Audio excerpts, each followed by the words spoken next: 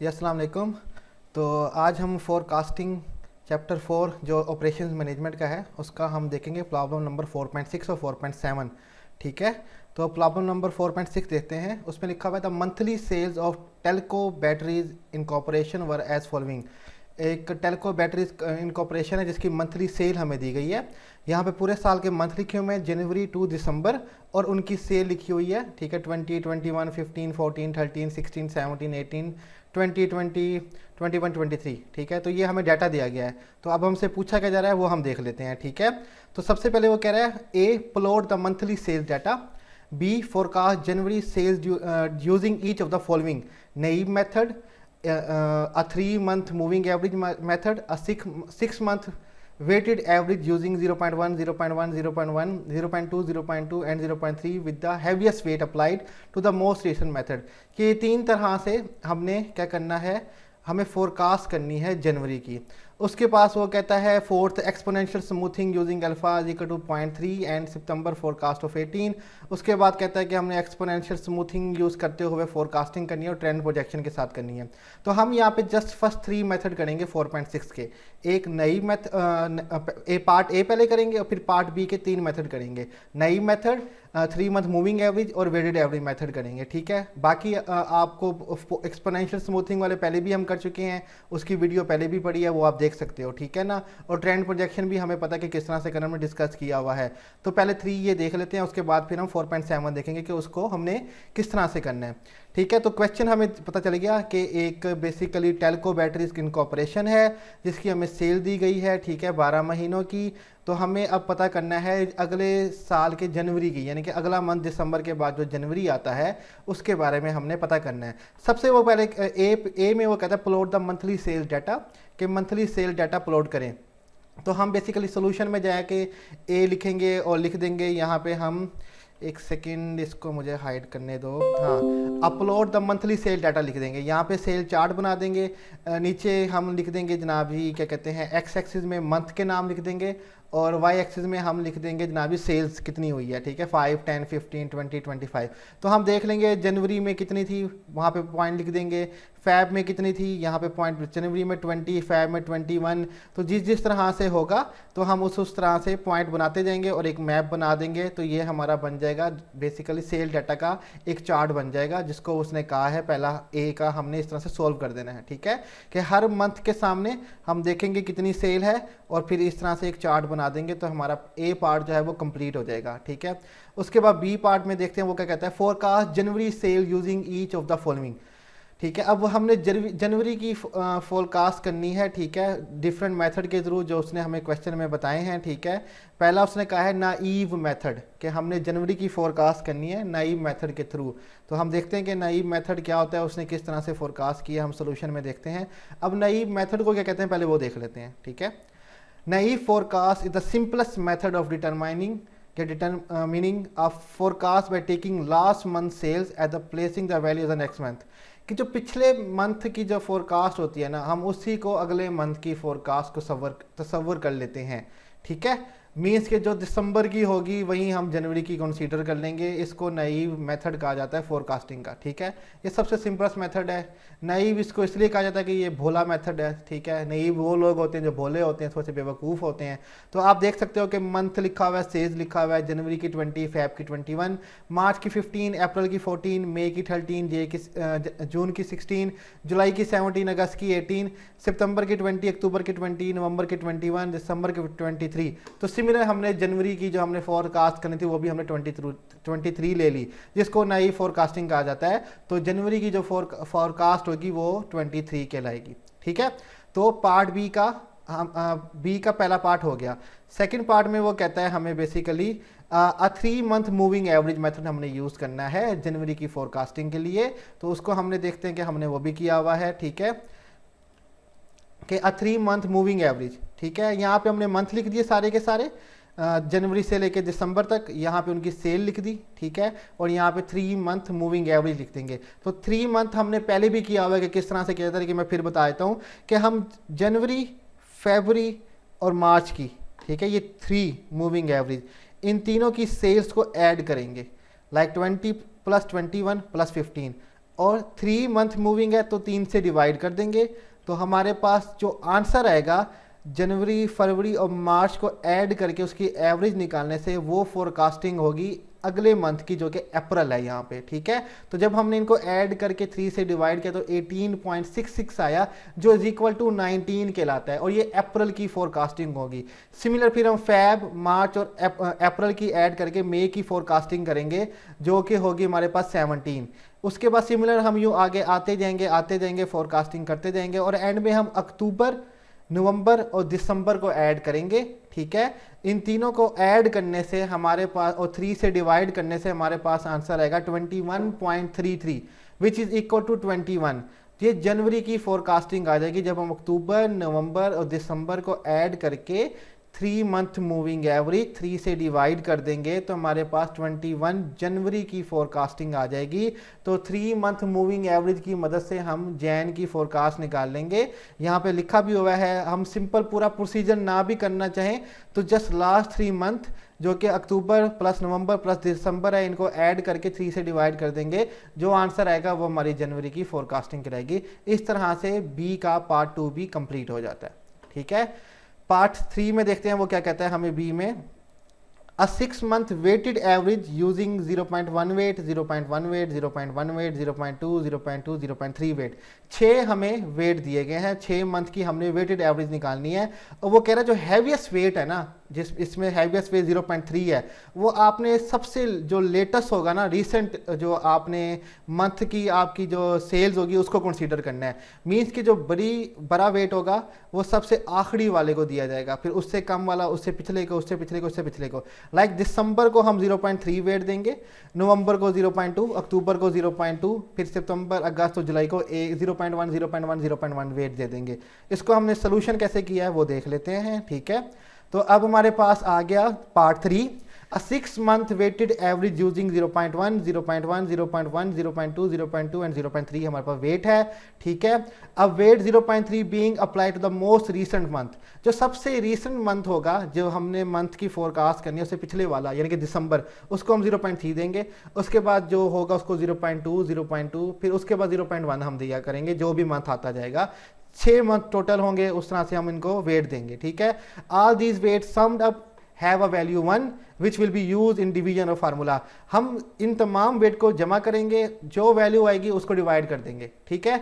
वो तरीका कार नहीं है जो सर ने किया हुआ था, वो गलत था, ठीक है। वेट को ऐड करके उसे डिवाइड करते होते हैं, और बता दूं कि आपके सर ने वो लेक्चर डिलीट कर दिए तो टेंशन की बात नहीं है, ठीक है। तो we can solve this by going through, वी के ई कटा हुआ है तो देख लीजिएगा। प्रोसीजर एज 1 हम गोइंग थ्रू कर सकते हैं होल प्रोसीजर से, लाइक हमने यहाँ पे सारा प्रोसीजर किया, वेट से मल्टीप्लाई करके डिवाइड करके कर सकते हैं एक का। लेकिन हमें पता है कि आखिरी जो 6 होंगे हम इनको जब ऐड करेंगे इनके वेट से मल्टीप्लाई करके, तो जो वैल्यू आएगी वो हमारी कहलाएगी जनवरी की, ठीक है। तो हम सिंपल क्या करेंगे जनाब जी, हम कर लेंगे, हमारे पास जुलाई की फोरकास्ट 17 है, इसको हमने कम वेट देना 0.1, क्योंकि जनवरी को हमने सबसे ज़्यादा वेट देना है, ठीक है। तो इसी तरह हम 17 जो जुलाई है इसको 0.1 से मल्टीप्लाई कर देंगे।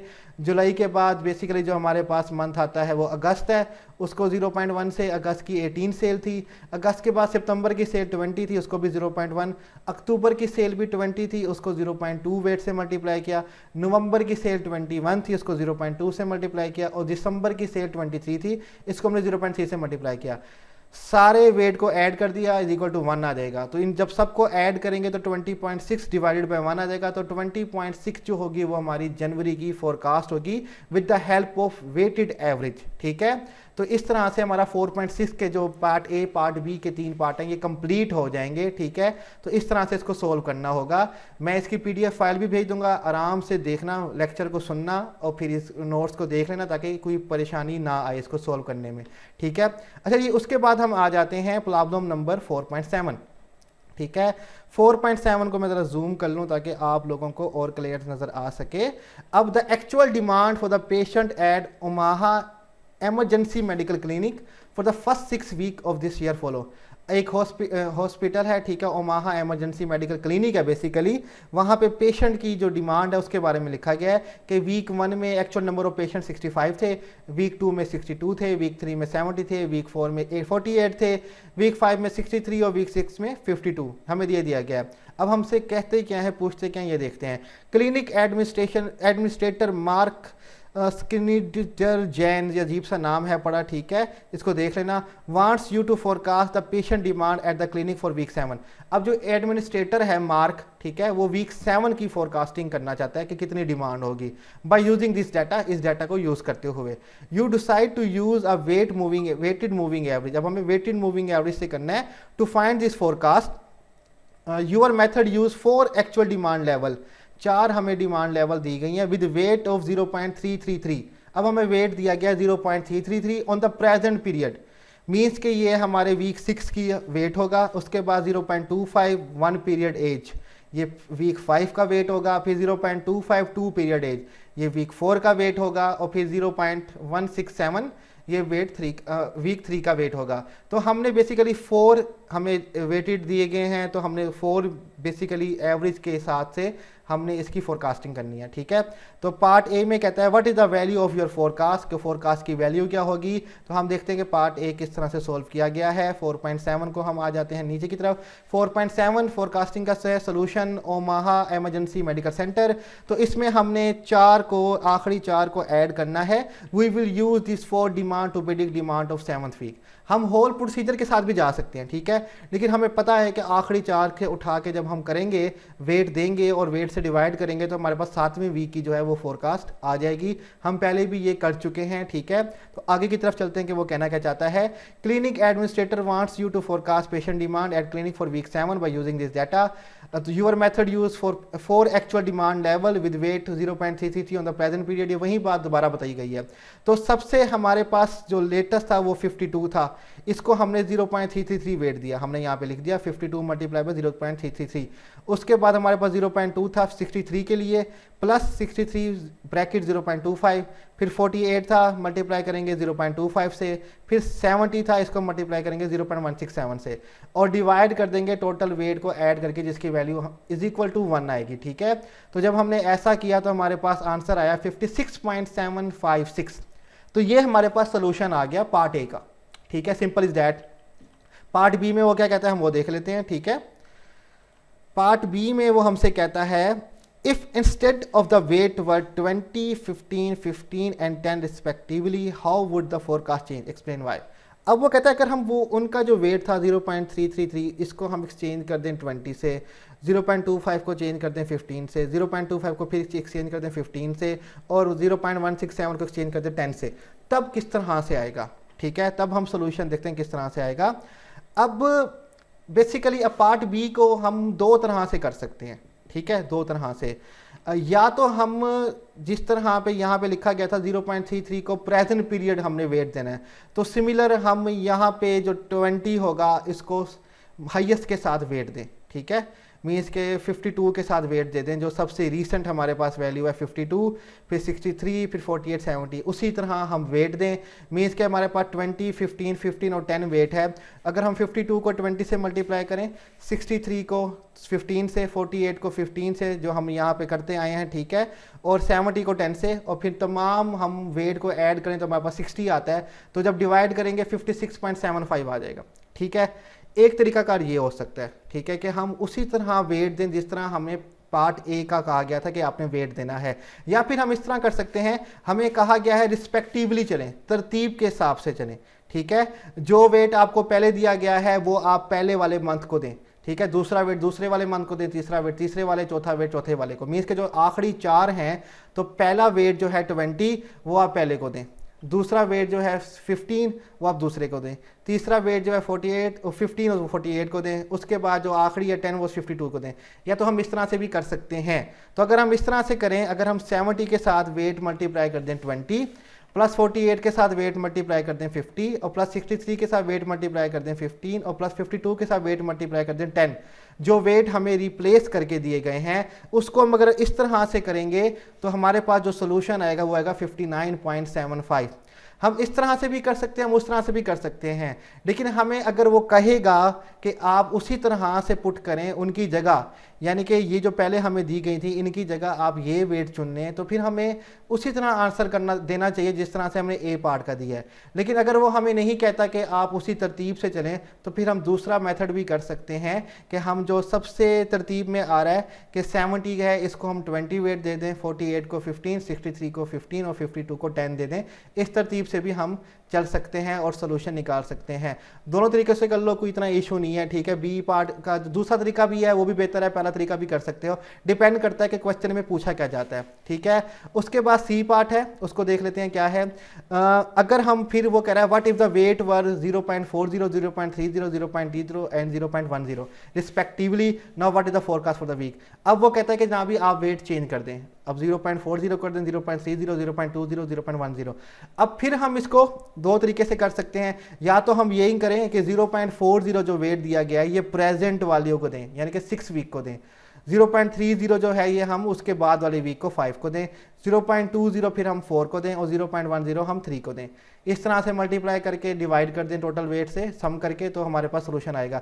लेकिन रिस्पेक्टिवली का मोस्टली मतलब होता है तरतीब से, मीन्स के जो 0.40 पहले दिया गया है तो ये तीसरे मंथ में हम मल्टीप्लाई करेंगे, ठीक है, 70 से। अगर 0.30 दिया गया है तो इसको 4th वीक 48 से मल्टीप्लाई करेंगे, 0.20 दिया गया तो उसको 5th वीक 63 से मल्टीप्लाई करेंगे। तो इस तरह से भी कर सकते हैं। सिमिलर पार्ट बी की तरह हम इसको दो तरीके से कर सकते हैं, ठीक है, कि हमें जो वेट है वो नया दिया गया है 0.40, ये पार्ट सी का सोल्यूशन लिखा गया है 0.30, 0.20, 0.10। पहले मैंने इसको किया है जी जिस तरह हमने पार्ट ए किया था, ठीक है, सोल्यूशन निकाला 48.3 आ गया। दूसरा मैंने दूसरे तरीके से किया कि हम तरतीब के हिसाब से चलें, रिस्पेक्टिवली के हिसाब से चलें। तो अगर हम उस तरह से करेंगे तो हमारे पास 60.2 आंसर आ जाएगा। तो जो भी आपको कहा जाएगा, सपोज करें कि क्वेश्चन में कहा जाता है कि नहीं आप बिल्कुल वैसे करें जैसे पार्ट ए की है, तो आप फिर पहला वाला तरीकाकार करेंगे, या फिर और दूसरा तरीक़ेकार अगर रिस्पेक्टिवली कहा जाता है कि नहीं आप तरतीब के हिसाब से चलें, तो फिर आप ये दूसरा पार्ट करेंगे कि तीसरे को पहला वेट देंगे, चौथे वीक को दूसरा, पांचवें वीक को तीसरा और छठे वीक को आखिरी जो वेट होगा वो दिया जाएगा। होप कि समझ आ गई हो, ना समझ आई हो तो पूछ लेना मुझसे, कल हम क्लास करेंगे इंशाल्लाह, ठीक है, जूम पे जाके। तो इसकी PDF फाइल भी मैं रख दूंगा, कोई भी कन्फ्यूजन हो तो मुझसे पूछ लेना, ठीक है। तो लेक्चर यहीं पर ख़त्म करता हूँ मैं।